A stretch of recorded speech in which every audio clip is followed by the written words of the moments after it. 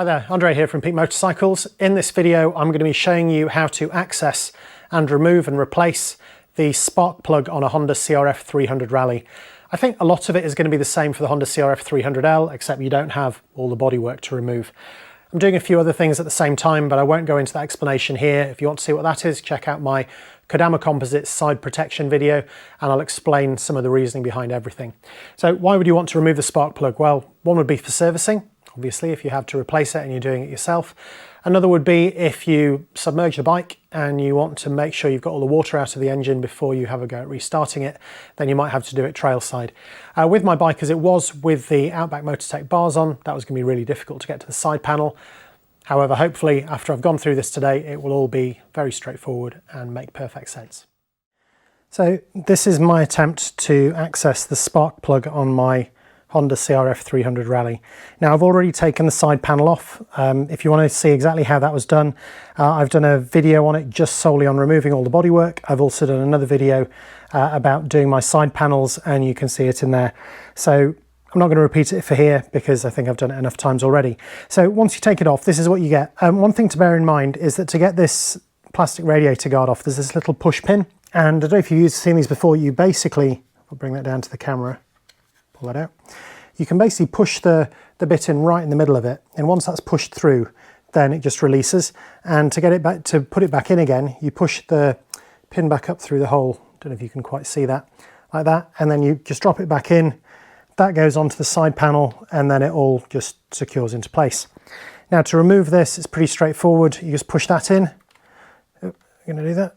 There we go. And then on the other side, the other two just come out, or they should. Oh, there's the other one. There's one out, one more to go. There we go. So yeah, these two are just on sort of split pins.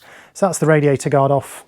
So I've never done this before, but from looking at this, there only really seems to be these two bolts. And though I can't show you on that camera angle, but I can see the spark plug. It's just at the back, just behind here. So I'm going to take these two off and just see if then I can get down that side. I'm hoping that I can.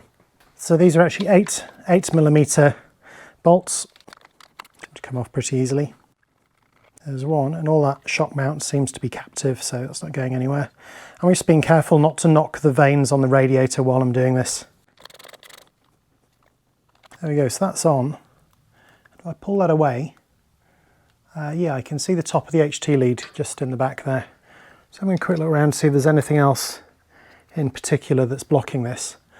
There isn't really. I mean, it's not that accessible. Hopefully you can actually see it on the camera there. The spark plug is actually just in there. So let me see if I can get to that with a wrench. I was looking at that to see if there's any other way that I could free up anything in here to move it out, but I don't think there is. Everything I think is kind of off this big pipe there, going underneath. So I think that's as far as it will go. So I guess if you're trail side and you're trying to do this, that's probably as much space as you're going to have.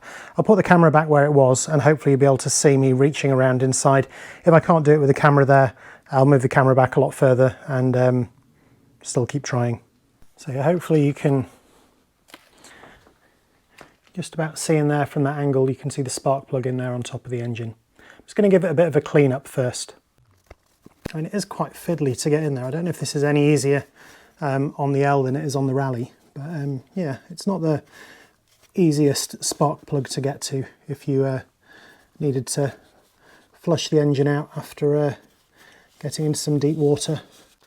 Probably doesn't help that I'm trying to work around lights and a camera, so I can't actually quite get to the best position, but let me see. Hopefully that's cleaned it up enough so that when I get in there it's not going to slip out of my fingers. Maybe I should just wash my bike a bit more often. So I'm just going to see, I don't know if you can see that on the camera, maybe this is all for nothing, but I think that there is the top of the spark plug. Oh yeah, so I can pull that round to the front maybe, like that. There we go. So I don't know if you heard that go. What I do have in here right now, hopefully, is the top of the HT lead, which looks kind of long. Yep, there we go. That's that long. Right, so this now presents a couple of challenges. So first of all, I'm just going to give that a bit of a wipe. Good to know that I can get the lead off the top of it. I don't know if you can actually see See the hole in there that came out of. Now to get it out, I actually bought two tools. So one looks like this, which is a offset socket, which came from Amazon, and then this one is a much shorter one. So I thought basically this one would be better to go in my toolbox, but this one might be more practical if it's a big reach in. I'm going to try them both. First of all, I'll try this one and just see how I get on with that. Actually, you know what? First of all, I'm going to try this one, just because this is the shorter one, the one I'm more likely to carry with me. So I'll see if that will get it out. So it's a 3/8 inch drive on that end, and then hopefully this is a 16mm spark plug on the other. Right, I'm going in. The question is, can I get that down into that hole? Well, I don't think I can get it from there. Maybe if I go in from above. Okay, well that's gone in, but that's gone in a really long way, so I'm not going to get my socket on the end of that. I'm just going to pull that back out. It is actually on the end of the spark plug, so I can feel it, but what I'm not going to do is get a socket onto the end of that. There we go. I'm just going to pull that out. Quite glad I didn't get that stuck in the hole, that would have been embarrassing. Okay, so that one, you can get it in and onto the, which is just that piece really, you can get it in and onto the end of the spark plug. What you can't do, at least not with a piece that long, is actually get it out. So I'm going to try the bigger one. This one is very similar, except it's got a much longer piece on here. So what I'm hoping is, I'm going to put a long socket extension on the end, and then between the two of these, maybe once I drop it in, I'll be able to get my socket on the top of it. So here we go. Yeah, I don't know if I'd fancy doing this trail side, to be honest, you know, for the first go. Okay, so that's in. Okay, and that is now on the spark plug. So I don't know if you can see that. The top of my socket is just sticking out. But to be honest, to get to there, that was actually a pretty long piece, and that only just reaches. So I'm just going to put my ratchet on the top of there. And I think that is now removing. I don't actually need to remove my spark plug at the moment, but for the sake of you watchers here on YouTube, you know, I will. Okay, here's something knocking in there. So maybe that is now the point where it'll pull out. Is it?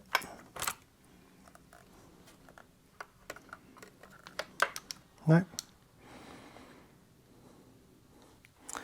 Maybe I'm not actually on it. This is the longest extension that I have, so I can't get it out with this. Then I'm going to give up. Aha. Now it actually feels like I'm on it.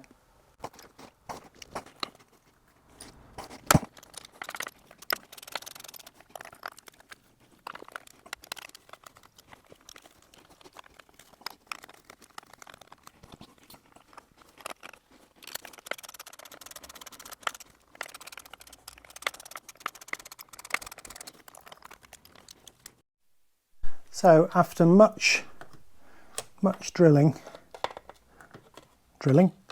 felt like it, there we go. I have one spark plug out from inside my cylinder. So what I'm going to do is I'm just going to put this back in. I'm just going to do it up again, and then I'll tell you the size of all these bits that I've used to get it out, because yeah, if this happened to me on a trail, none of this stuff is in my normal toolkit. But if you want to know how to do it, that's how you do it. You unbolt the radiator, you pull the HT lead off the top, and then you get a very long extension on a 16mm spark plug wrench socket. And yeah, you hope. I can definitely recommend not doing this for the first time beside a trail. If you get a chance to do it at home, or if you're doing your 16,000 mile service yourself, then yeah, that's probably a much better place to practice. Right, now I'm just going to try and get that back in the hole and not cross thread it. It's always a bonus.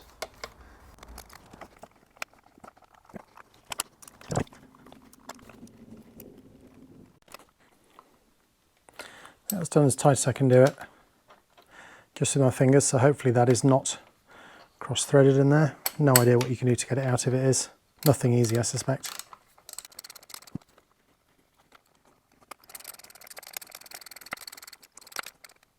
Okay, it's tight. I can take that out now.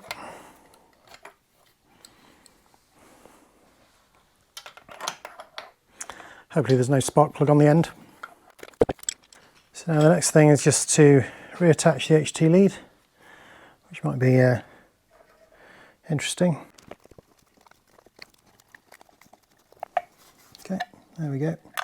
Maybe you can quite see that, that seemed to click on.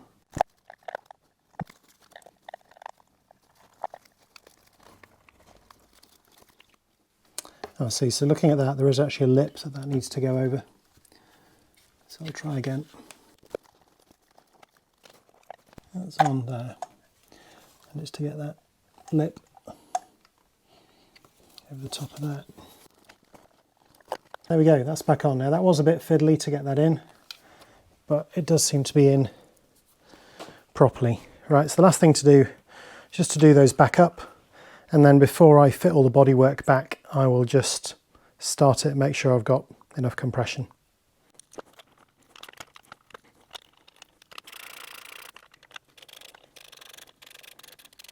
Okay, that's all back on. Right then, last thing is to just start the bike up, make sure that we still have a working engine.